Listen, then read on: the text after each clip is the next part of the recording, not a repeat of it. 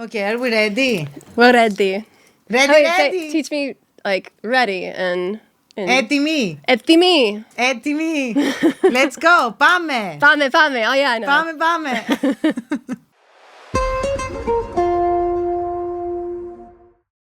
Hey everybody, welcome to the podcast Meet the Artist. My name is Emma and I have the honor to meet the most talented singer-songwriter musician in the US. We're recording those podcasts here in Nashville, the music city of America. We will appreciate your support. Please follow, subscribe and comment. Today I have a very, very special guest. She is a singer, songwriter, musician, dancer, guitar player, drum player, and many, many, many more. Alyssa Jacey! Oh, the crowd goes wild! Yay! Thank you, I Emma. cannot Thank you. believe this. Thank you for having And me. I'm wearing for you this blue outfit. We're I going to love talk it. also about this. Yes. I love your outfit. I love your hat. For the people who don't know Alyssa, she wears always blue. Yes. And you can see the blue guitar, the blue outfit. This is a perfect introduction because Yes. she's wearing such a beautiful outfit, a beautiful outfit, if I may say so. And I wear your... My Jacey jewels. Yes. We'll talk about that too, but I make jewelry also. But yeah, the blue, so that started when I was a child. I thought it started at 16, and my dad and I were talking a few months ago, and he's like, oh, no. That started when you were a kid. Like, you didn't want to wear pink, you wanted to wear blue. So Wow. It started really young, and then I remember it starting at 16, and I just started wearing blue, and my apartments were blue, and my cars were blue. Yes, And- everything is blue. I love it. And then when I started in music, I was like, oh, my brand's going to be blue. I'm going to call my fans the Blue Crew. I'm going to Yes. tell everyone to bring the crew and wear their blue. And my grandma had passed away from Alzheimer's 1 month after I started singing, and she never got to see a show. So I just said to myself, I'm going to use this brand to give back, and that way I can keep her memory alive. I want to have a charity anyway, so this is going to be my charity. That's so I get to talk amazing. about my grandma and wear my favorite color. Yes. And then bond with fans as well. Yeah, that's amazing. Now you said when you started singing, your grandmother never heard you. And I know that you're starting singing later. So you didn't start your career till later. How old were you? So I was a professional hip-hop dancer and instructor. I moved from my hometown, San Diego, to Los Angeles to teach dance. And I had 4 part-time jobs, and one of them was cocktail waitressing at a place called Gotham Hall on the infamous, or is it famous? The famous promenade, a 3rd Street promenade in Santa Monica. And I was, I guess, singing to myself at work, and I had no idea I was doing that. And my coworkers heard me after a few months, and they're like, hey, we think you have a good voice. We're going to start karaoke next Wednesday, and you're going to kick it off. And I'm like, what? And I was almost 24 at the time. Wow. And I'm like, are you hot? Like, what? No, I don't sing. Did I sing to myself? Did you really hear me? So without physically putting me on stage, they're like, you have to. So I sang in front of people towards the end of 2003, I guess, for the first time. And I sang Life Goes On by LeAnn Rimes. And I was addicted instantly. And I did karaoke for a year. And then I started really, truly songwriting and performing at 25. Wow. I'm going to go back to when you were a dancer. Because you made a really big switch. You were not just dancing.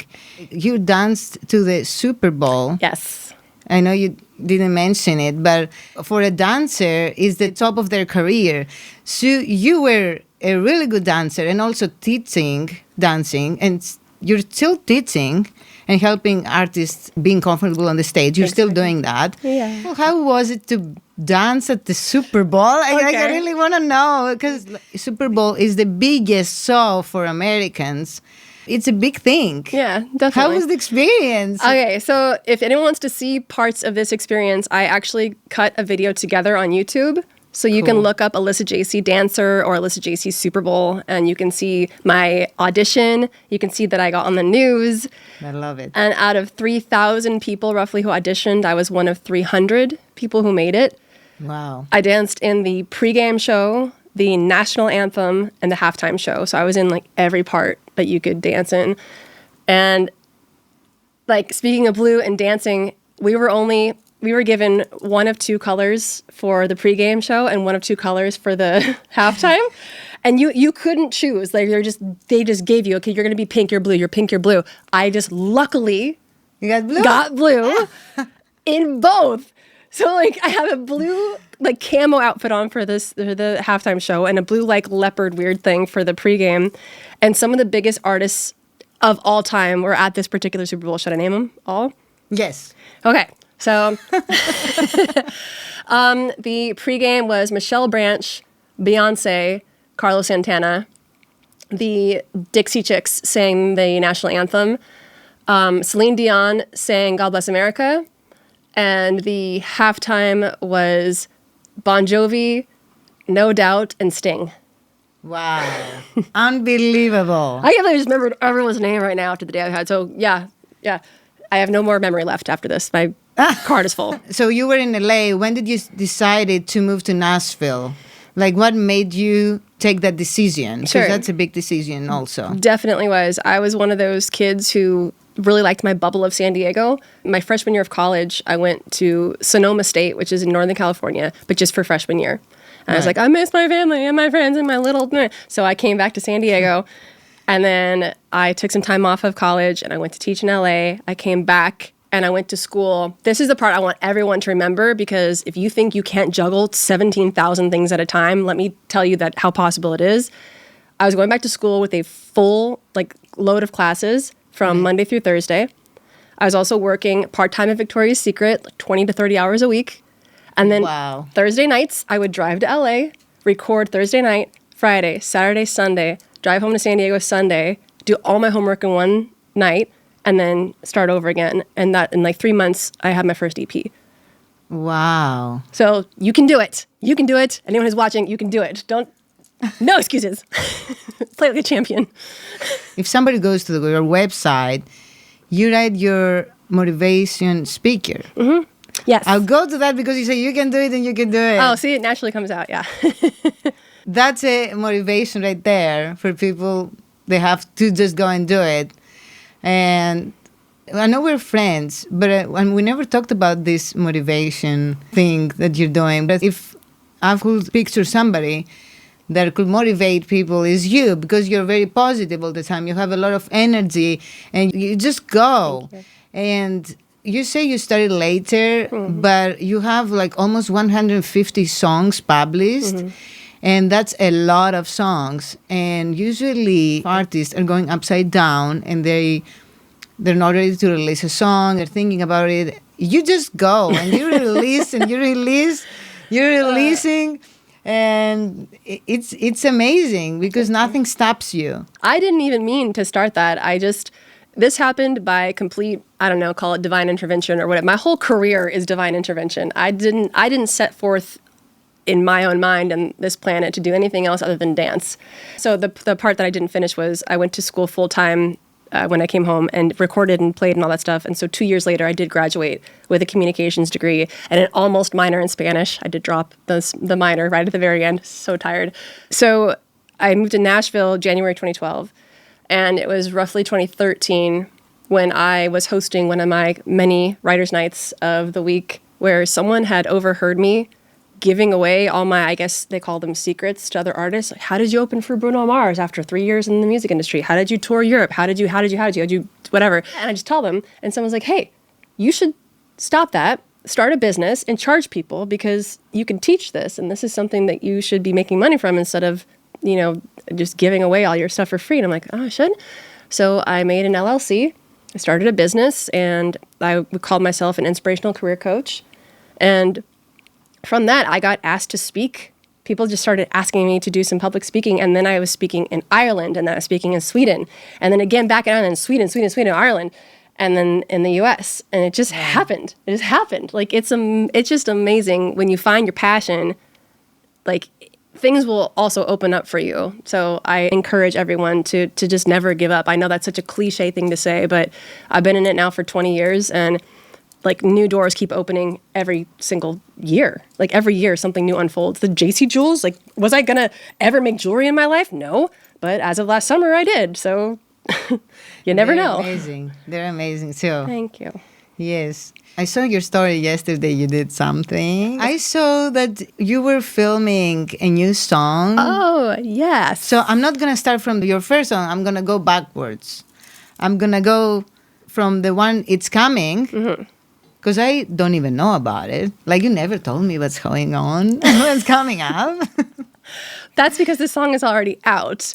This song just happened to like catapult itself to like 3 times more so you were downloads filming and views. a song that is already recorded. It's just popular, and I didn't know this until like a few months ago. I didn't realize how big it had gotten, and then people are like, "Hello, look at all your streams and all your views and all your YouTube comments." I'm like, "What? This song? Which song were you filming? It's Gonna Be Fine." I know that song, and that connects with the motivation. Yes, it does. Because it's gonna be job. fine. Yeah, I know that song. Yeah. What people were telling about. Oh my that gosh! song. I mean, I put my camera on. I started filming my face because I'm like, I want this authentic reaction of me seeing these YouTube comments for the first time.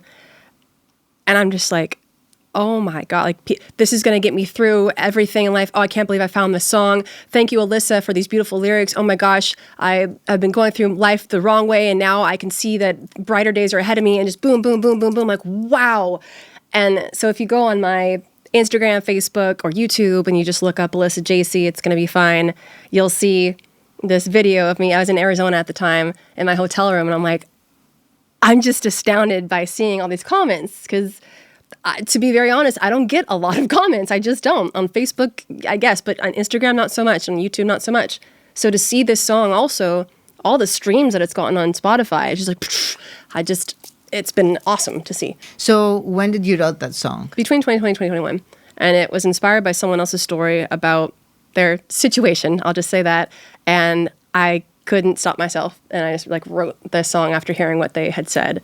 And it turns out that this song has been quite a guide, I guess, for me in my emotional times. And it's been really nice to see and hear how many people continue to talk about it. And it's so present. And Yes. it's now considered an older song of mine. So I'm really happy that anyone who's listening to It's Gonna Be Fine and leaving these comments, it's wonderful. Yeah, so it's coming with an official video clip in the Yes. future, which I'm really excited. Yes. And I saw it. I'm wearing this hat in the video too. Yes, Big on blue. you look so good on the video. Like I saw it, I was like, I'm gonna ask tomorrow what's going on Good there. job. If I had $1 every time I lost my mind, I could buy all the stars in the sky. It's gonna be fine, it's gonna be okay. That's what I tell myself these days, and I'm finding a little way. Your last release was in April. The Vibe, Yes. The Vibe, Oh The my Vibe. God, that was literally just like a month ago. Yes. You're right. And I have news. tell me the news. It's been nominated. I've been nominated for, what's it called, like Vocalist of the Year at the Josie Awards for the for R&B. Yay! Good job! Congratulations! So, thank you. Sinharitiria. I love that. I taught her some Greek words, so the hardest word is sinharitiria, but she can say it. Polelio. Poliligo. Poliligo. Yes. Poliligo. Great. Yes. But I've also been to Greece a few times. And last time I left there, my last conversation I had was with someone, like, I don't speak Greek. Like, I'm not fluent or anything, obviously. But by my third trip there, I had written down and studied like 60 words. And sometimes even Americans, we use the same words.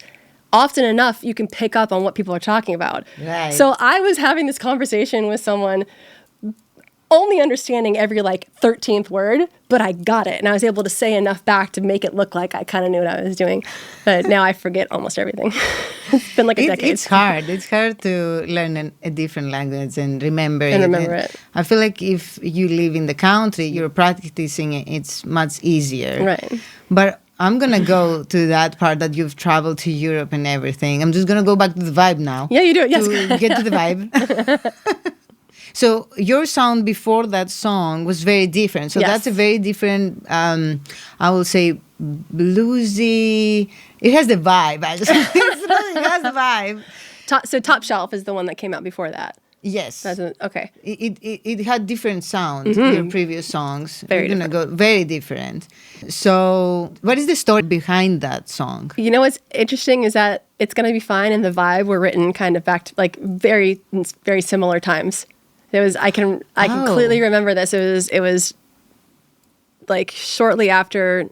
Well, I don't want to bring that up. So I'll just say towards the end of 2020 and maybe the beginning of 2021 when these two songs were written. I remember who I was with. I remember where I was and where I wrote it, both songs. I want to learn everything.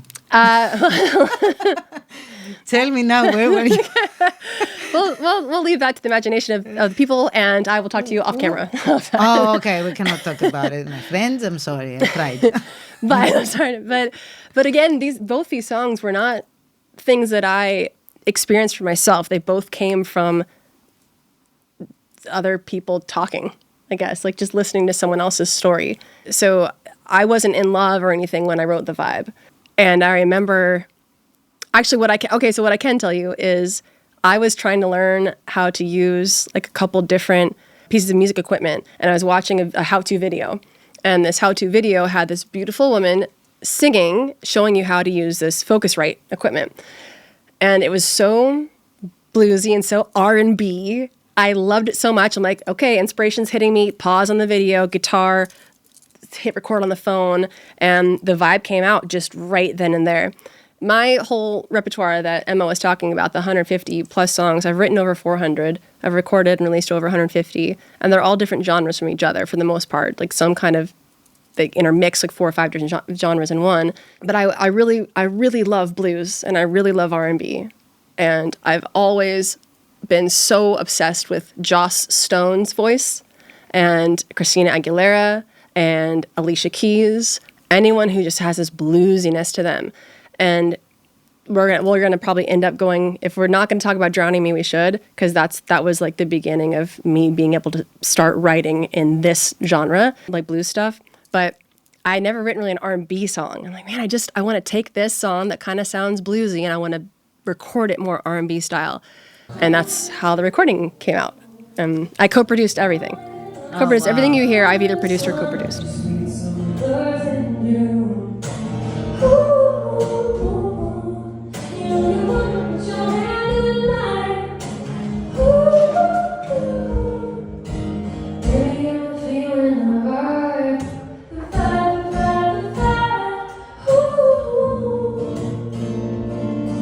So right now, if somebody comes to your shows, you're playing with your guitar, and sometimes you play the cajon. You have a kick with the cajon, and then you have foot tambourine. Foot tambourine on the other. It's amazing how you're doing everything together. I bet you could. You have the talent to do so. I mean, I can. But, I know you can. We cannot. We cannot talk about you. Oh, okay. We cannot talk about me first, and then we're here to talk about you. Well. And also, it's not easy. You know, you have to practice it, and you have to be really good at the guitar. And because I can do it, I know how hard it is. It's very hard. I want to agree with you, but I'm a dancer, so it's not hard for me. Guitar was hard for me. Okay. But the rhythm for guitar was not. Learning the chords was hard for me.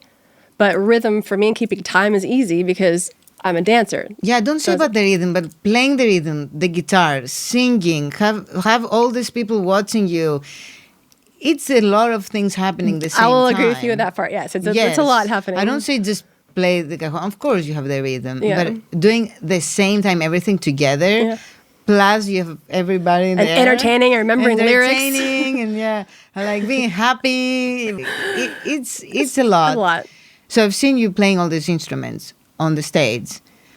I've never seen you dancing on the stage. You though. haven't? You haven't No. seen any dance videos? No, I've seen the videos. Oh. But I haven't seen a live show. Oh, okay. Yeah.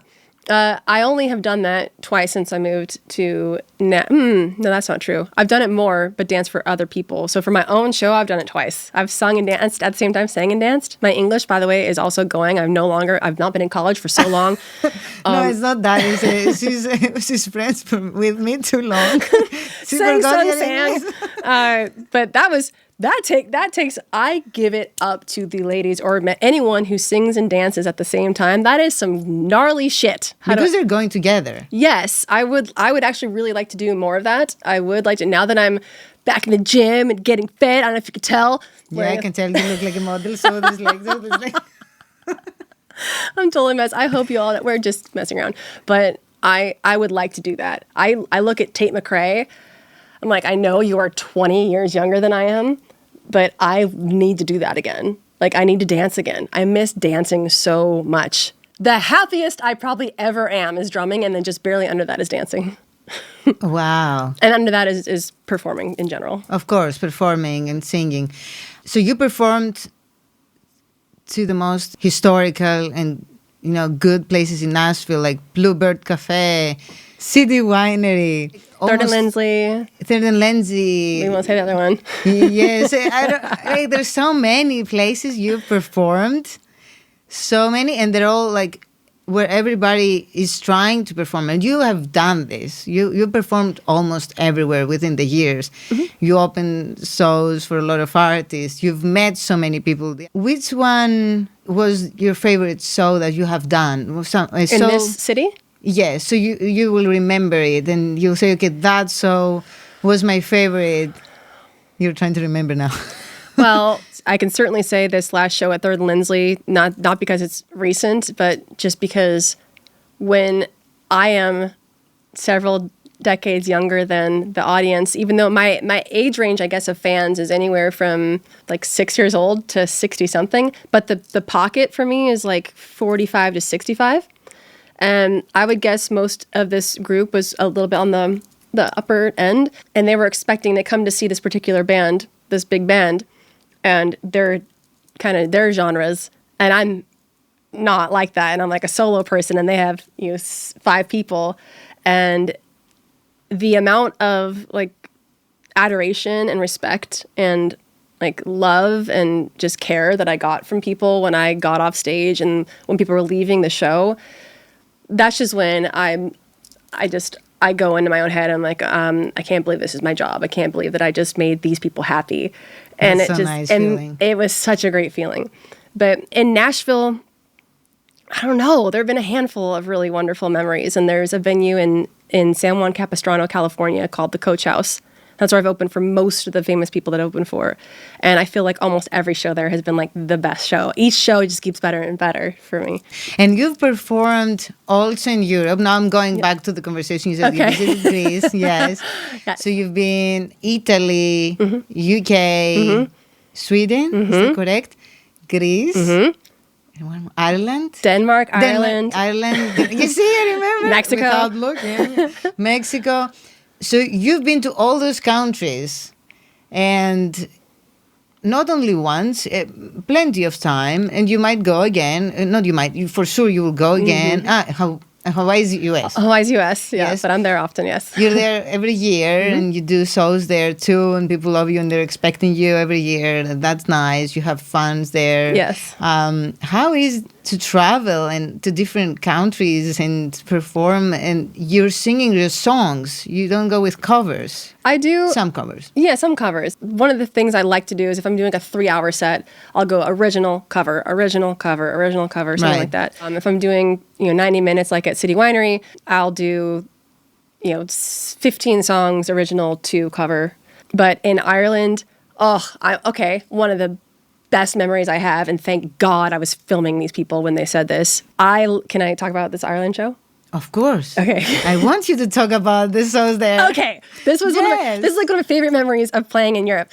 So I was at the end of my tour and I was not supposed to have any more shows. And somehow last minute, I get an offer to play at a place of all places called the Blue Light. No way. Yes. And this is in Dublin. I love that. And it's at the top of this hill, and it's this dungeness, like dark. There's no way anyone's gonna like me here. It just looked so like I don't know, dark and dungeness. I don't know how else to describe it. Right. And I'm like my little guitar, and it's just me. And again, like a little bit of an older crowd. I'm like, how the hell am I gonna win these people over?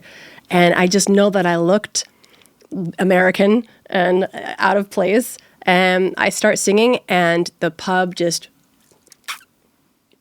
And I remember that feeling, but I didn't really know how big of a deal it was until I got off stage and I talked to this couple. This is on YouTube also. And the guy was like, you know, you silenced a pub. No, and I'm going to quote him, nobody walks into a pub and pub goes silent, but you did it.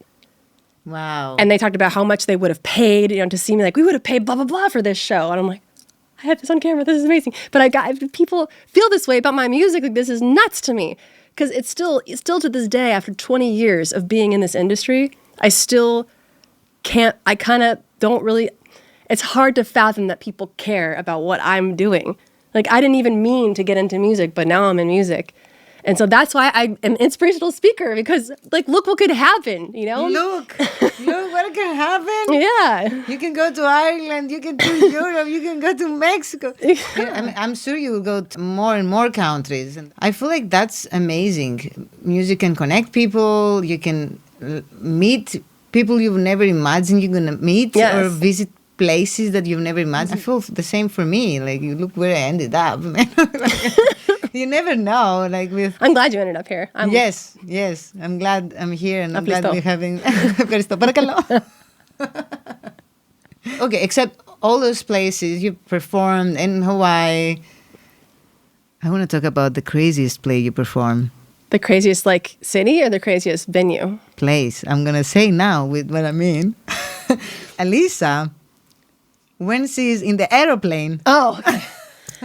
I'm like, where is she going? What was the craziest? Well, I don't know. I didn't know where you were going. Oh, okay. Because do you have something to say that I don't know? No, I do not.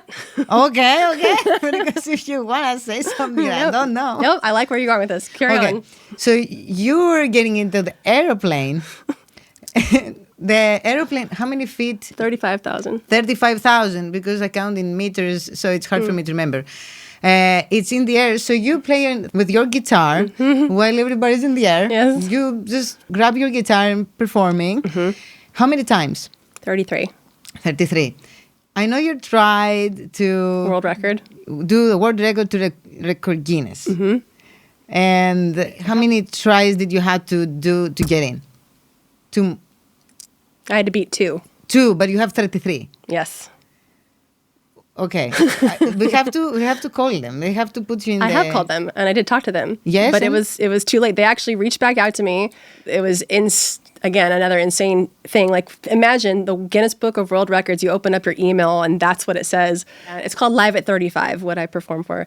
And they said, unfortunately, we no longer follow this. We no longer essentially we no longer care about who sings at 35,000 feet. Therefore, this is not an official world record. It's an unofficial world record because I've smoked I'm the only person in the world apparently who has done it 33 times. Yes. At that time, and this was maybe 4 or 5 years ago. So who knows? Maybe someone else has done it 84 million times since then and beat me. But all I know is that as of a few years ago, I had an unofficial world record. How did this idea started? I don't share that particular exact secret because that's something that I coach and teach with my performance coaching and my inspirational career coaching and things. But I can tell anyone who hires me, I can help you with that. I'll just say that. Okay, we're not going to say that. Please send your message in the book. Book me to coach you. Yes. It's a coach or dance a lesson or vocal, whatever. All the talents here. I'm certainly not the best singer, especially in this room. So you're giving me a lot of credit, but it's Emma's voice that you want to book for a vocal person. Yes, it is. Thank you. And guitar player, by far. Thank you so much. Drummer me, but guitar player her. I have no Actually, idea drummer about him, drums. and then and then me. Now I'm going to go to where you performed last year, Okay. Dollywood. Yes. That place, it's a really good place to perform. And not only you performed there, like for a lot of shows. How many shows did you do there? God, I'm a lot. A lot. Between May and August, a lot. And also Dolly Parton was there for your show. She was like 40 feet from my face. Yes, how was that? How was to perform there? They're playing your music Yes. there. So that's unbelievable. And you have a video like recording and... Yeah, I'm sure you can pick up on my energy from this interview, I hope. But if you want to see me lose my shit, Yes, yes. look up Alyssa Jacey on YouTube and look up Dollywood, and you'll see me filming this speaker at Dollywood because Yes. I heard my song playing at like the nation's, I guess, like biggest theme park. So they're Yes. playing my song all summer last summer and the fall as well. Again, this is like a world record of sorts because I was told by the talent booker at Dollywood that I'm the only person in Dollywood history to have ever been given an all original residency. Wow. They've been around Wow. as long as I've been born, and they've never had an all original artist have a residency there. Wow, that's really good. It's a big deal. That's a big deal. That's very nice that they did that. And you're gonna perform again, right? September, I'll be there again. Yeah. September. So whoever comes to Nashville, go to Dollywood. And what's your song? But yeah, how did you feel that Dolly Parton was there and you were playing at her theme park that she owns? And she's such a good singer. I mean, she's She's Dolly Parton. amazing. Yeah, she's Dolly Parton. She's as high up as it Yeah. gets. I try really hard not to let that affect me. I'd actually rather not know if someone big and famous is in the room because Yeah. then I will probably, tense up and cough all over myself and spit up and like start singing in Greek somehow because I don't know, Swahili maybe. Forget your English. Yeah, like, and this song is called. But Dolly was doing her when she comes to the park. She has like a miniature kind of parade. So she had come down, like, here's my stage, and she had come down this little mountain over here, and people on either side are just screaming their heads off, and she's right here, and here's my stage, and she's just waving, waving, waving. I doubt she saw me because there's 100 million people around. Yeah. But I filmed it. Again, that's on YouTube too, and on Instagram. You Yeah, can see everything is there. Everything, yes. all the So things. don't forget to subscribe. Yes, please subscribe. Subscribe to Alyssa's channel. Oh my God. I will have it with this accent, I love it.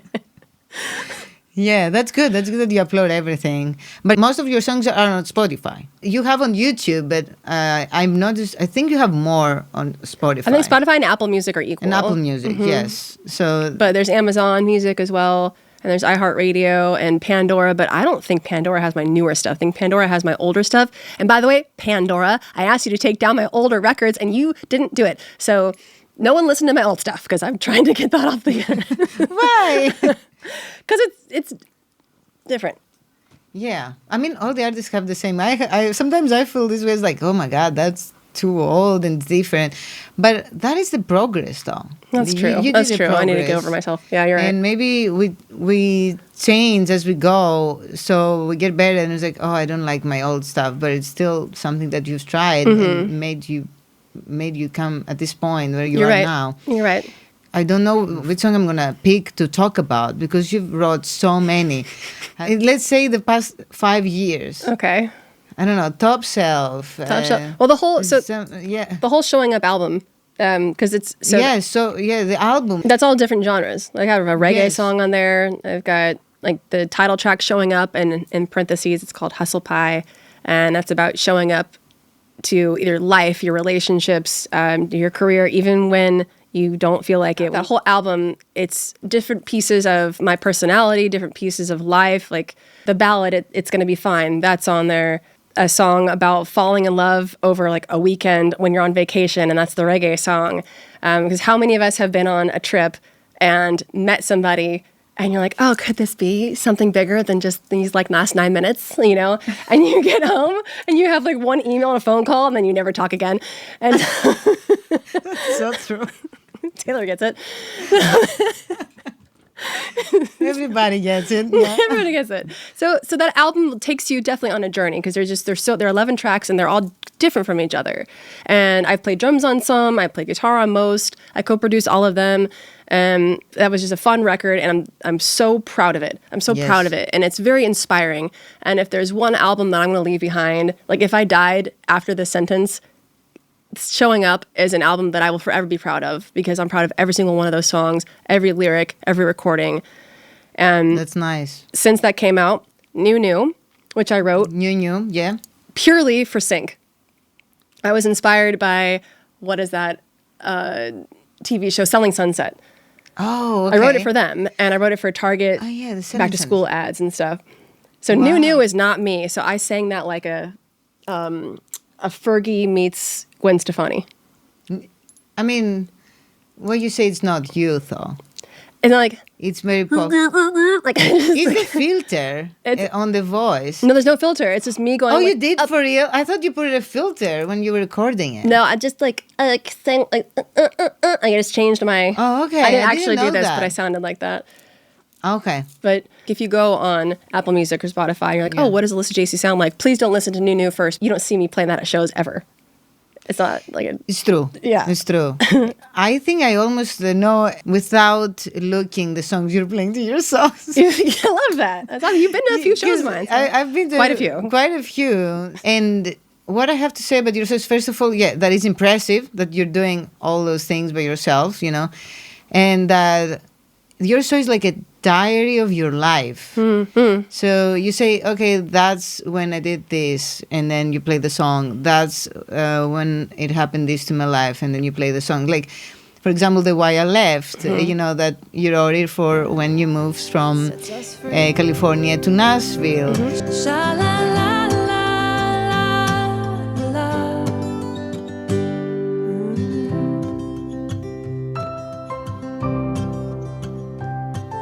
I took a risk, unafraid to fail. The last 7 years, a wind in my sails. I have everything and nothing, and no regrets, and they still can't understand why I left. No, they still don't understand why I left. It is like connecting the phase of your life, and that's actually being a songwriter at the end of the day. And it's amazing also that you write also the music and the lyrics, and you co-produce, and you have the final word. That's important. That's a lot. That's a lot for one person. And booking the shows. I mean, I'm proud of you that you're doing all this hard work, you know? Thank you. I don't know if I've ever said that to you, that I was like, wow, you're doing so much. She wow. has. She Okay, has definitely maybe I have been a- very encouraging. Yes, you have. Yeah. I am, because I feel this way. Yeah. So from all the songs that you published, do you have one in your heart, or all of them are... This question so much. Those questions. I would say Drowning Me. Drowning Me was number one for a very long time. When I wrote that 13 years ago, which sounds so crazy to me, I'm like, I just knew. I knew the second I wrote it, this is going to be something. And I remember singing it at a hotel for the first time, and never before this evening did I ever get requested to play the same song of mine twice. And for like 2 years straight, at every show that I sang it, people would say, can you play Drowning Me again? Can you play Drowning Me again? Like, Cause I like the look that you gave. It was almost desperation, like you needed to be saved. Well, you belong in a bottle. I belong at sea. so yeah, so Drowning Me for sure. Top Shelf we haven't talked about. That's a song that I'm very proud of just because it's my personality.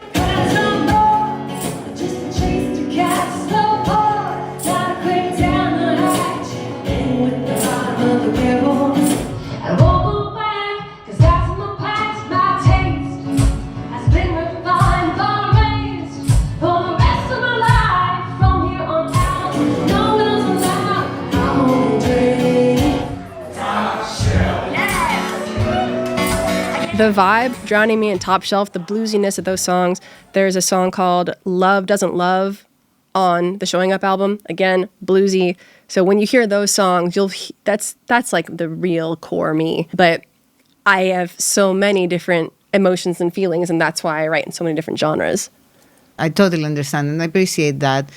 So when you have an inspiration, I mean, you're writing very often, you can tell because you, you have so many songs.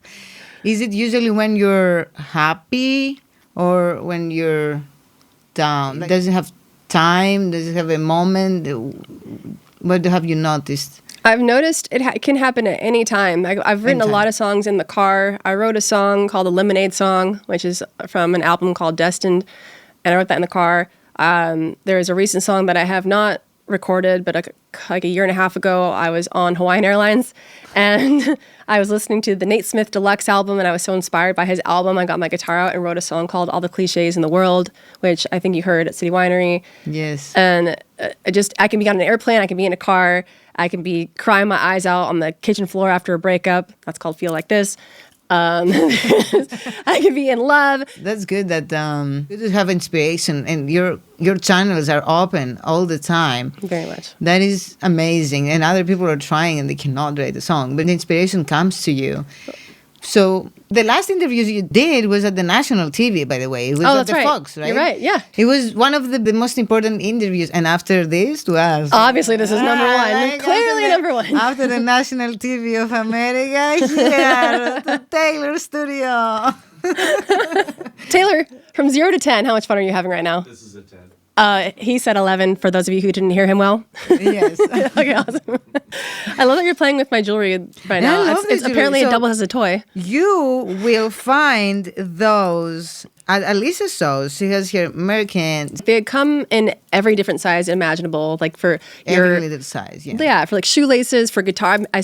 Martin and I are actually in conversation as we speak about making an Alyssa Jacey and Martin guitar, like JC Jules line for Martin artists. Wow. And musicians. I love that. Yeah. I love that. So they all for it's mainly, I guess it leans female, but there are a handful of men that get probably like just all like the silver pieces instead of like the colors of the blue.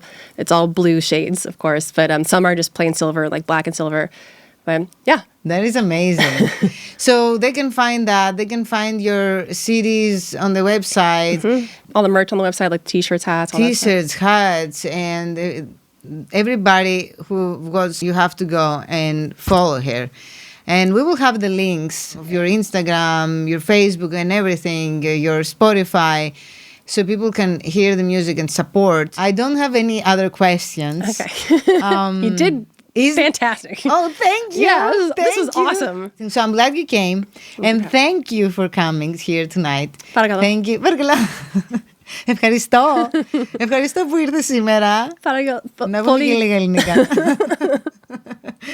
And also, don't forget to subscribe to that channel. Every week we have a new episode with a new artist. And if you want to be the artist at this chair, please comment below or send us an email. And I will have all the information below.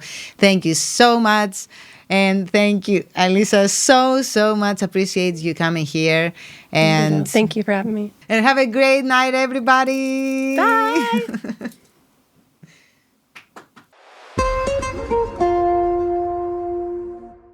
Okay. Are you recording already?